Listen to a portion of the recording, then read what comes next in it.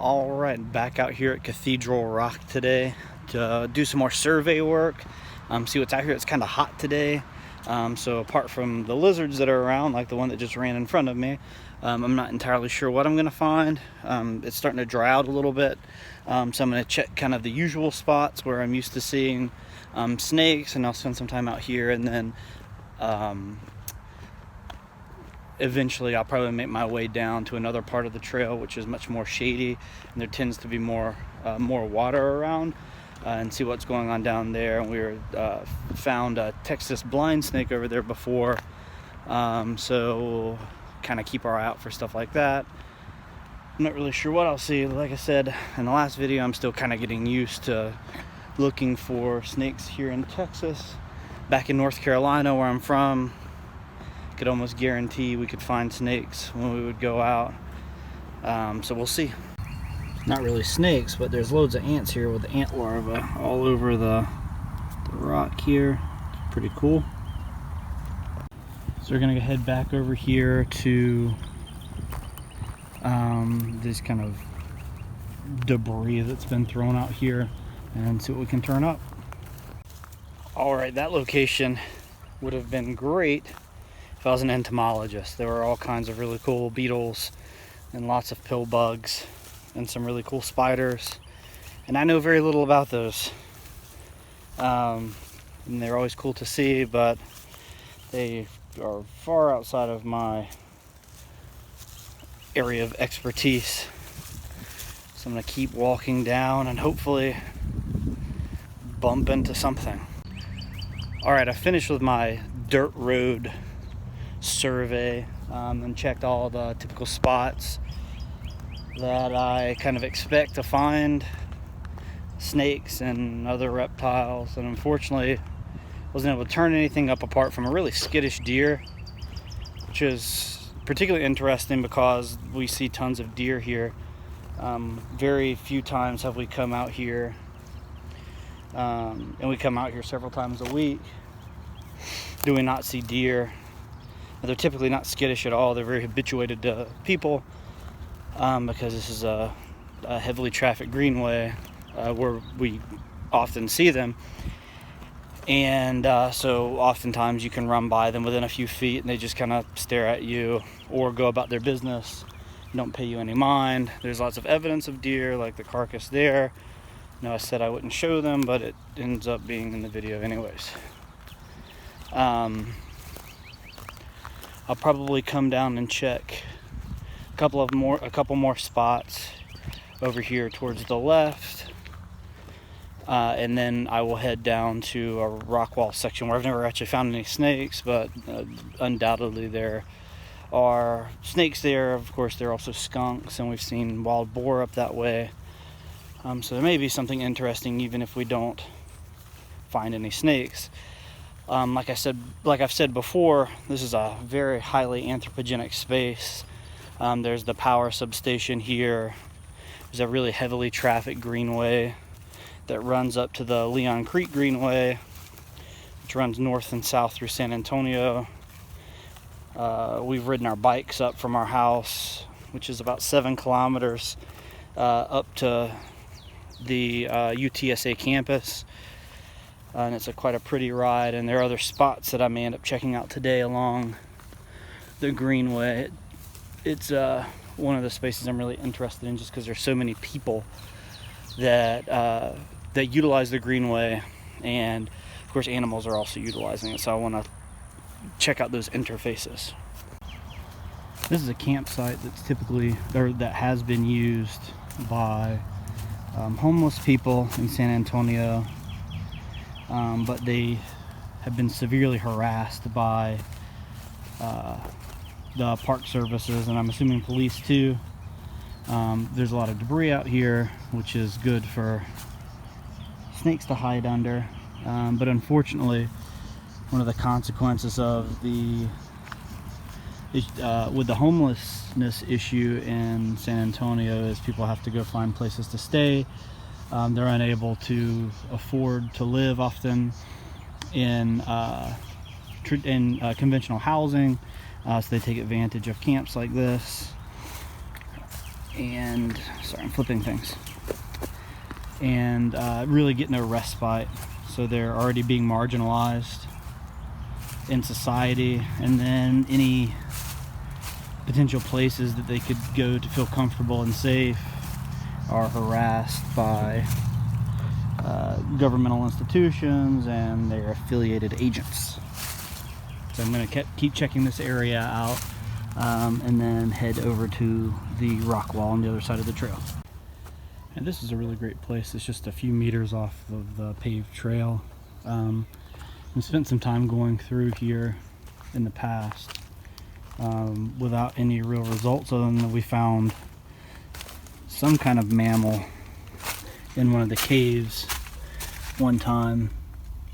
I'm not really exactly sure what it was. It was probably a raccoon given the size. All we could see was eye shine, which was cool. And my friend's daughter, who's 6, actually is the one that found it, looking in the cave, so it was pretty cool. And I'm going to keep looking through here and see if I find anything. So over here along the rock wall, I'm seeing tons of lizards. Since I've been out hiking, I've probably seen close to 100 lizards, especially going through the more open areas. At the beginning of the adventure, and now, of course, I'm along this rock wall, and there's lots of lizards around, and I've not found anything else at the moment, but I'm gonna keep looking. I think I'm coming across a little baby wild boar, or a possum.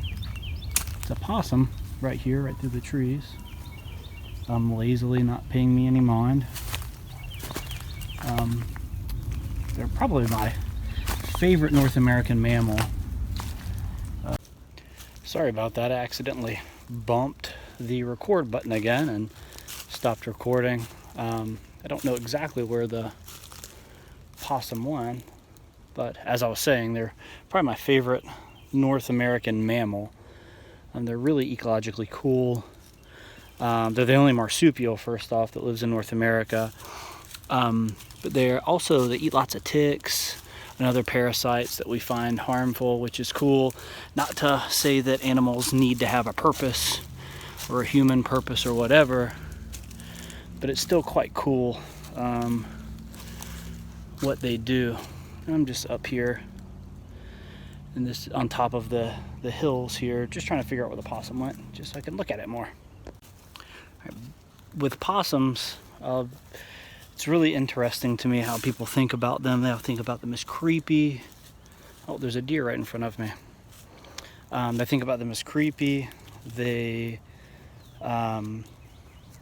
worry about them carrying rabies. And one of the interesting things about possums is actually not as susceptible to rabies, and the likelihood of them catching rabies is low compared to a lot of other North American mammals because of their body temperature. It's not a conducive environment for rabies to reproduce, and so they're just less likely to catch it. They are excellent parents. One of the things that just within the last couple of years, I was doing some reading about them, and they only live for a few years, 2 or 3 years, before they die. And so they have these really short lifespans. People often are afraid of them, and as a consequence end up hurting them or killing them, and that's really unfortunate to me. I meant going through a gully now, as you can see, living in an urban environment. Any of these kind of low areas where water rushes ends up rushing down a ton of debris. And actually, there is a snake right in front of me. So if you look right here, it looks like it's a garter snake. I'm going to try to get a hold of it before it goes off, and if I do, I will pick the video back up.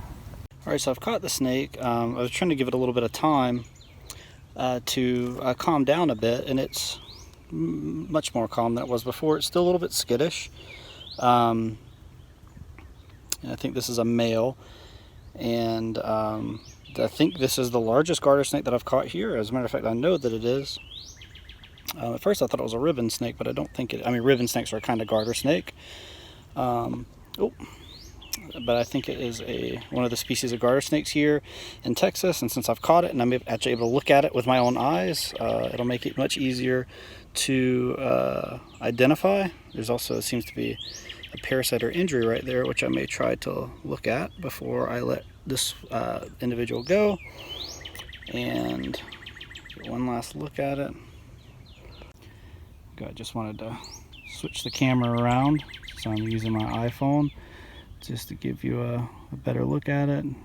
He's hanging out quite nice here. He's much more calm now than he was when I first got a hold of him. And I think I'm going to go ahead and let this guy go. One more little short video before let this guy go. I've got that thorn out of his neck. And as soon as I pulled that out, he's much more calm now. He's just kind of hanging out with me. And I'm going to go ahead and let him go. As I've said before in other videos, I'm mostly interested in anthropogenic spaces, these human-made spaces. And you can really think about, you can find human activity in really any space. So I'm really looking at these kind of obvious spaces. So you've got like piles of tires in the middle of the woods. I was following a trail. These are the places that I'm really looking for snakes. I'm not interested in just trouncing necessarily through the woods, but following fence lines like the barbed wire fence right here, to me, would be a good example of like an obviously anthropogenic space. The trails, of course, and then finding giant piles of tires out in the park are always interesting. And where I found the that western ribbon snake just a minute ago was next to that big debris pile that I had showed off. So right as soon as I let the snake go, it crawled off into that debris pile. So animals are using these spaces, human activities creating environments where snakes are able to hide. They're able to acquire food because anthropogenic spaces oftentimes attract rodents and other prey for snakes. And so it's a good environment to kind of think about how these multi-species spaces, these anthropogenic multi-species spaces are being utilized and made and thought about from multiple perspectives. Right now I'm just walking down the paved greenway. I'm making my way over to some trails that are made by a mountain biking group here in San Antonio, just to check out. There's a couple of spots there. I found a ribbon snake in a little wash not too long ago, and it's also another area across the trail from those where I found the first coach whip that I saw here. So I'm going to go check out that area and see what I can turn up.